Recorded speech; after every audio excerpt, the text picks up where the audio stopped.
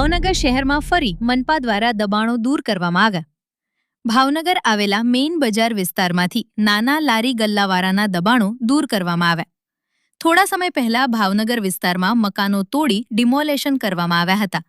ત્યારે આજે ભાવનગર મનપા દ્વારા ફરી બજારમાં દબાણો દૂર કરવામાં આવ્યા.